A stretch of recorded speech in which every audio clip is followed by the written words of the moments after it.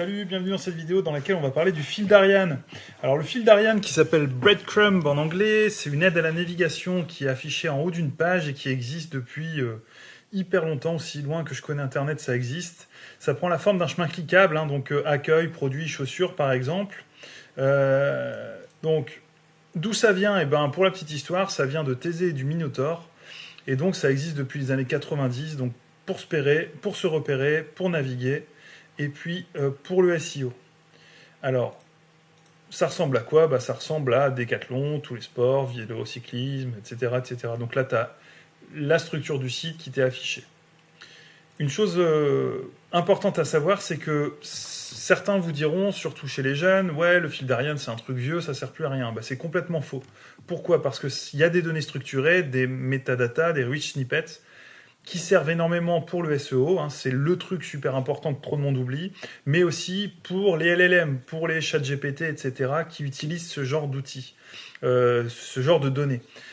Et puis, c'est encore énormément utilisé. Vous serez surpris si vous avez l'occasion d'utiliser un Smart Look ou quelque chose qui va capturer l'écran. Alors faites gaffe au RGPD pour faire les choses correctement, mais vous serez surpris du nombre de personnes qui naviguent encore en utilisant le fil d'Ariane.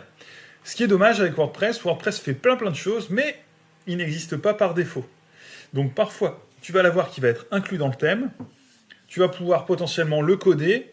Bon, c'est pas ce que je vais te montrer aujourd'hui. Et puis aussi, même si je vais quand même te montrer une solution qui nécessite de jouer un peu avec le code, et puis en utilisant un plugin spécifique. Donc moi, je suis partisan d'avoir le moins de plugins possible sur le site. Donc je vais pas utiliser un plugin spécifique pour le fil d'Ariane, je vais utiliser Yoast SEO. Et donc je te propose de te montrer ça tout de suite. D'abord, comment faire en 2 minutes pour ajouter un fil d'Ariane à ta page avec Yoast SEO, et puis une version un peu plus avancée. Allez, c'est parti.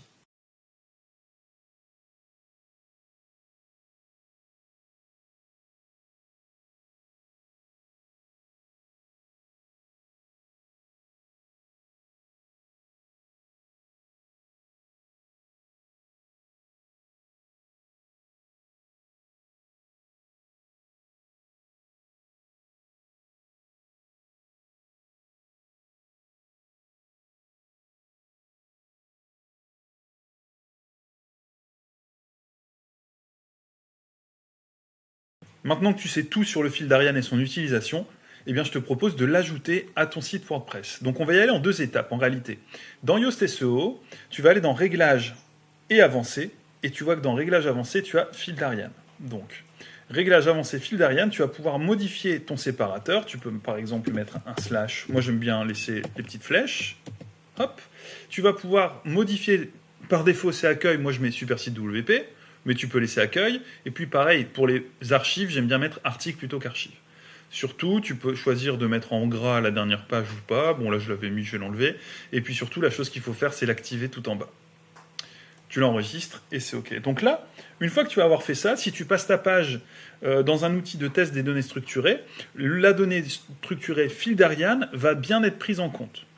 Le problème que tu vas avoir, c'est que pour l'utilisateur, en revanche, ça n'est pas visible. Donc ce qu'il faut que tu fasses, c'est que tu ailles dans ta page. Je vais te montrer la solution facile, page par page, et puis je te montrerai après la solution qui te permet de l'avoir sur toutes tes pages. Mais là, ça sera un peu plus compliqué et ça ne s'appliquera pas à tout le monde. Donc on commence par la version la plus simple. Tu as Divi, tu vas dans ton éditeur. Et là, ici, tu viens ajouter un module code et mettre ce shortcode. Donc tu entre crochets, WPSEO, tiré du bas, breadcrumb, et tu fermes les crochets. Et ça va venir t'ajouter sur ta page. Sur ta page, ça va te permettre d'ajouter le fil d'Ariane. OK? Donc là, tu vois, il s'est ajouté automatiquement. D'accord?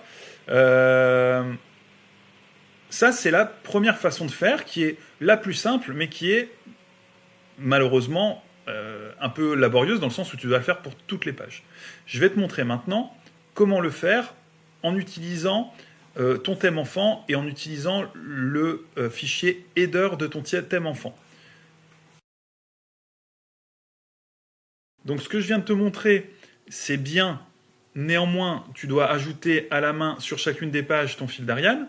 Une autre possibilité que tu vas avoir, ça va être de utiliser ton thème enfant et d'ajouter un fichier header à ton thème enfant. Donc un thème enfant, ça contient par défaut un fichier fonction.php, un fichier style.css et un screenshot pour le reconnaître.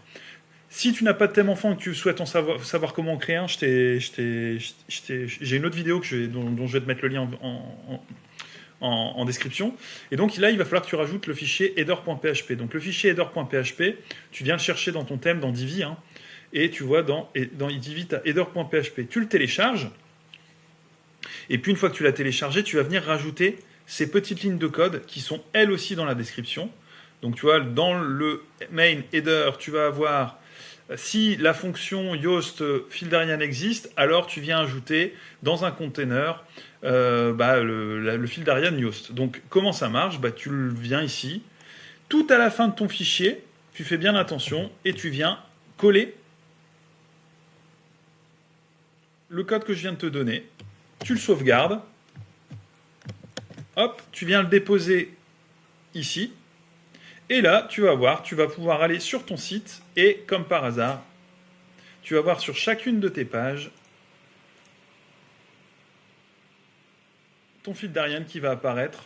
Donc là, c'est les pages catégories, sous-catégories, et puis hop, je vais avoir mon fil d'Ariane à chaque fois, si je change de catégorie, et des articles. Voilà, donc c'est plutôt simple à faire, plutôt pas mal. Ça te permet de tout faire d'une fois.